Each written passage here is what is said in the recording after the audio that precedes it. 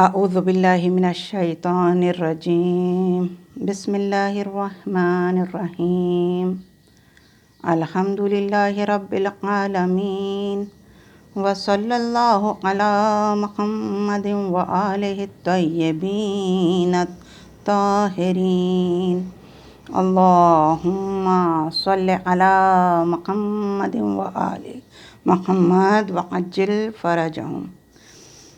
قال اللہ تعالی فی محکم کتابہ المجید والفرقانہ الحمید بسم اللہ الرحمن الرحیم ثم انکم ایہا الضالون المکذبون لآکلون من شجر من زقوم فمالئون منها البطون فشاربون علیہ من الحمیم فشاربون شرب الہیم۔ کلام بلاغت نظام میں سورہ مبارکہ واقعہ میں ارشاد رب پاک ذات ہو رہا ہے، پھر تم اے تکذیب کرنے والے گمراہ لوگوں یقیناً زقوم کے درخت سے کھاؤ گے اور اپنے شکموں کو اس سے پر کرو گے۔ فشاربون علیہ من الحمیم اور اس پر سے جلانے والا پانی پیو گے، اور پیاس کی بیماری میں مبتلا اونٹوں کی طرح اس میں سے پیو گے۔ سورہ واقعہ کی 5 آیات اور اس کے ترجمے کی تلاوت کا شرف حاصل کیا۔ عزیزان گرامی، سورہ مبارکہ واقعہ قرآن کریم کا وہ سورہ ہے کہ جس کے متعلق معصومین علیہ السلام کی بے شمار احادیث موجود ہیں۔ کچھ احادیث کے ترجمے سے استفادہ کریں گے۔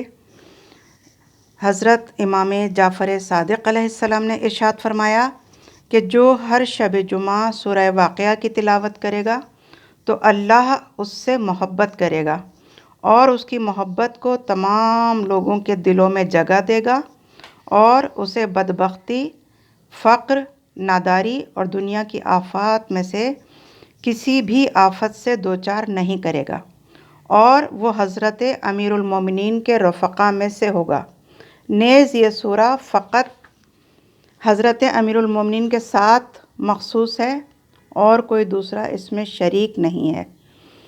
اوصاف بہشت اس میں بیان کیے گئے اور اس کے متعلق میرے چھٹے امام جعفر صادق علیہ السلام نے ارشاد فرمایا، جو شخص بہشت اور اس کے اوصاف کا مشتاق ہے وہ سورہ واقعہ کی تلاوت کرے، اور جو جہنم کے اوصاف جاننا چاہتا ہے تو وہ سورہ لقمان کی تلاوت کرے۔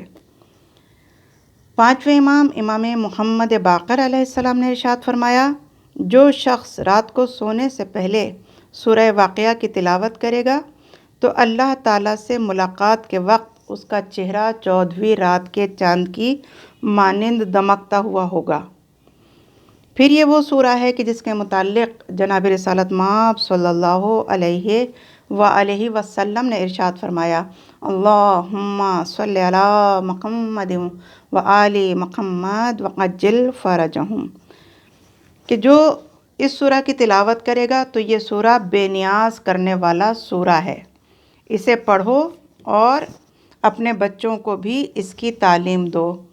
اسی لیے ایک صحابی رسول کے جو جناب سیدہ سلام اللہ علیہا کے تشیع جنازہ میں بھی شریک تھے، تو جب ان کا وقت آخر قریب آیا تو خلیفہ سویم ان کے پاس آئے اور کہا کہ طبیب کو بلا دوں؟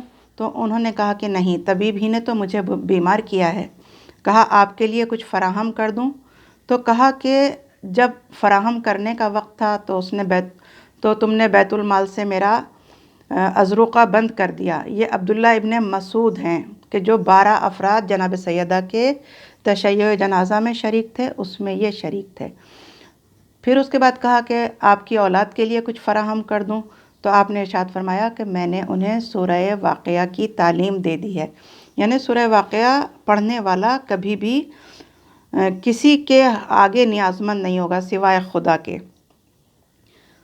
پھر جناب رسالت مآب نے اس کے متعلق حدیث ارشاد فرمائی کہ من قرأ هذه السورہ لم یکتب من الغافلین، اس سورہ کی تلاوت کرنے والا غافلین میں سے نہیں ہے۔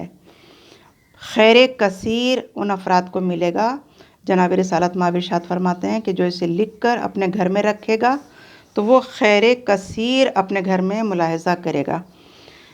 پھر ایک اور حدیث ہے جناب رسالت مآب کی کہ آپ نے ارشاد فرمایا کہ قبولیت دعا کے لیے جو اس سورہ کی باقاعدگی سے تلاوت کرے گا اس کا فقر دور ہو جائے گا، دعائیں مقبول ہوں گی، اس کا حافظہ قوی ہو جائے گا، وسعت مال میں توفیق نصیب ہوگی۔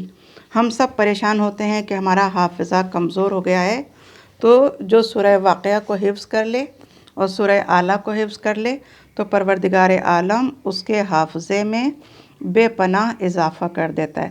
لہذا ان 5 آیات کے متعلق ہم تفسیر نمونہ سے بیان کر رہے ہیں، آیت نمبر 51 سے لے کر آیت نمبر 55 تک۔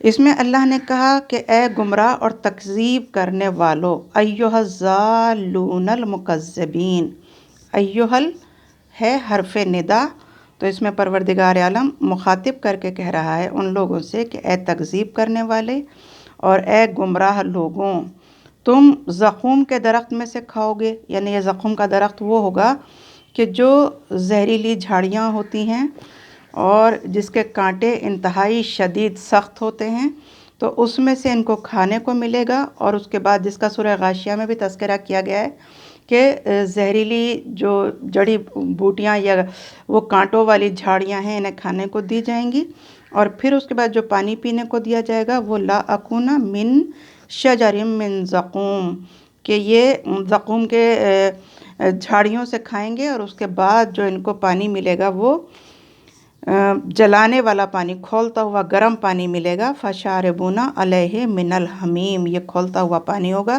اس سے یہ اپنے شکم پر کریں گے۔ تو جیسا کہ پروردگار عالم نے سورہ صافات کی آیت نمبر 62 میں بھی بیان کیا ہے، اور سورہ دخان کی آیت نمبر 43 کے ذیل میں بھی ان لوگوں کے متعلق بیان کیا گیا ہے کہ فمالئون منہ البطون کی تعبیر اس طرف اشارہ ہے کہ پہلے انہیں بہت تیز بھوک لگے گی، اتنی تیز کہ پھر اتنا شدید جب بھوکے ہو جائیں گے تو انتہائی ناگوار اور سخت غذا کھانے پر بھی مجبور ہو جائیں گے بھوک کی شدت سے، اور پھر جب انہیں پیاس لگے گی تو پھر وہ پئیں گے کیا؟ وہ کھولتا ہوا پانی پئیں گے۔ تو اس حریصانہ انداز میں پئیں گے کہ جیسے اونٹ کہ جسے پیاس کی بیماری ہوتی ہے تو وہ پیتا ہے اور اس کی پیاس بجھتی نہیں ہے، وہ پیتا چلا جاتا ہے۔ فشاربون شرب الہیم، اس بیماری میں مبتلا ہونے والا اونٹ بہت زیادہ پیاس محسوس کرتا ہے اور بار بار پانی پیتا ہے، یہاں تک کہ ہلاک ہو جاتا ہے اور اس کی پیاس نہیں بجھتی۔ تو یہ قیامت کے روز ان گمراہ اور تکذیب کرنے والوں کی، جو کفر کرنے والے ہیں، جو جھٹلانے والے ہیں، ان کی کیفیت ہوگی کہ یہ اس طرح کے پانی سے سیراب کیے جائیں گے۔ من شجرن کا ایک من جو ہے وہ تبعیضہ ہے، اور من زقوم کا من بیانیہ ہے آیت نمبر 52 میں۔ ایک مرتبہ بیانیہ ہے کہ جب یہ زقوم کے ساتھ آیا ہے، اور من شجرین کے ساتھ تبعیضہ ہے، لہٰذا ان لوگوں کی کیفیت بیان ہو رہی ہے۔ پروردگار عالم ہمارے ایمان کو سلامت رکھے اور نیک اعمال بجا لانے کی ہم سب کو توفیق عنایت فرمائے۔ لہٰذا یہ قیامت میں ان لوگوں کی پذیرائی کا ذریعہ ہوگا۔ تو پذیرائی کیسے کی جاتی ہے؟ جب کوئی مہمان آتا ہے تو اس کے سامنے مشروبات پیش کیے جاتے ہیں اور اچھی غذائیں خوشبودار اور لطیف پیش کی جاتی ہیں، لیکن یہ جہنم رسید لوگ کہ جو تکذیب کرتے رہے، جو جھٹلاتے رہے پروردگار عالم کی تمام آیات کو، تو پھر ان کی جو پذیرائی ہوگی، ان کی جو ضیافت ہوگی وہ اس طرح سے ہوگی کہ وہ پریشان ہو جائیں گے۔ لہٰذا شراب طہور اور آب خوشگوار اور عشق خدا میں مست جو لوگ ہوتے ہیں ان کے لیے آرام و سکون ہے، بہترین پھل ہیں، بہترین نعمتیں ہیں، لطیف و خوشگوار غذائیں ہیں، لیکن ان لوگوں کا غذا اس طرح سے ہوگی۔ پھر آیت نمبر 56 میں اللہ نے کہا کہ ھذا نزلھم یوم الدین، یہ ہے قیامت میں ان لوگوں کی پذیرائی کا ذریعہ۔ نحنو خلقناکم فلولا تصدقون، ہم نے تمہیں پیدا کیا ہے تو پھر نئی آفرینش کی تصدیق کیوں نہیں کرتے؟ جب اللہ نے ایک مرتبہ پیدا کر دیا، عدم سے وجود میں لانا زیادہ مشکل تھا، نہ کہ ایک انسان کے جو بکھر جائے اس کو جمع کر کے دوبارہ سے بنانا۔ تو پروردگار عالم نے جب ایک مرتبہ خلق کر دیا تو دوبارہ خلق کرنا اس کے لیے مشکل نہیں ہے۔ تو پھر اے تکذیب کرنے والو، تم کیوں ایمان نہیں لاتے، تم کیوں تصدیق نہیں کرتے؟ پھر آیت نمبر 58 میں کہا افرأیتم ما تمنون، کیا اس نطفے سے تم آگاہ ہو کہ جو تم رحم میں ڈالتے ہو؟ نہیں، تم غافل ہو، تمہیں نہیں معلوم ہے پروردگار عالم کی قدرت کاملہ کتنی زبردست ہے، تمہیں نہیں معلوم۔ اَأَنتُمْ تَخْلُقُونَهُ أَمْ نَحْنُ الْخَالِقُونَ، کیا تم پے در پے آفرینش دیتے ہو یا ہم خلق کرتے ہیں؟ اب اللہ سوال کر رہا ہے کہ اے کفر کرنے والو، انکار کرنے والو، اللہ کی قدرت کاملہ سے بھاگنے والو، یہ بتاؤ کیا خلق تم کرتے ہو پے در پے؟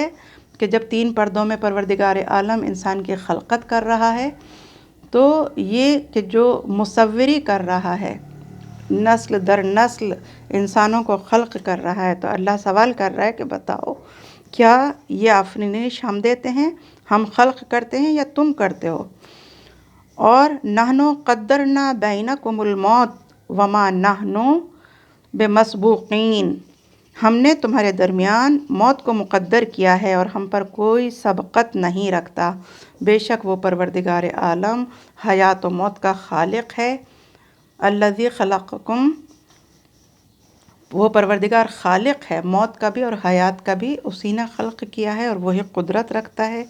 لہٰذا یہ قرآن کریم، یہ کتاب، یہ اہل بیت اطہار علیہم السلام، یہ انبیاء تمام کے تمام ہمیں پروردگار عالم کی طرف لے کر جاتے ہیں۔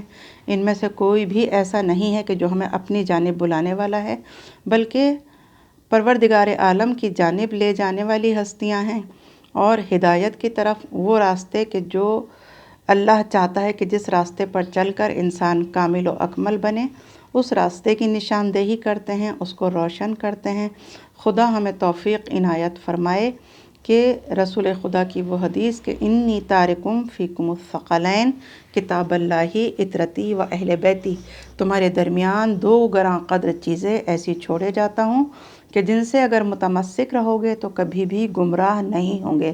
یہ قرآن اور اہل بیت ہے، لہٰذا آیات قرآن تھیوری ہیں اور اہل بیت اطہار علیہم السلام پریکٹیکل ہیں۔ ان کی سیرت کو دیکھتے جائیں، ان کے نقش قدم کو دیکھتے جائیں اور اس تھیوری پر عمل کرتے جائیں یہاں تک کہ کامل و اکمل ہو جائیں گے، اللہ کی بارگاہ کے مقرب بن جائیں گے۔ پروردگار ہم سب کو توفیق عنایت فرمائے کہ قرآن کریم کو سمجھنے اور سیرت اہل بیت پر عمل کرنے کی ہمیں توفیق عنایت فرمائے۔ وآخر دعوانا ان الحمد للہ رب العالمین۔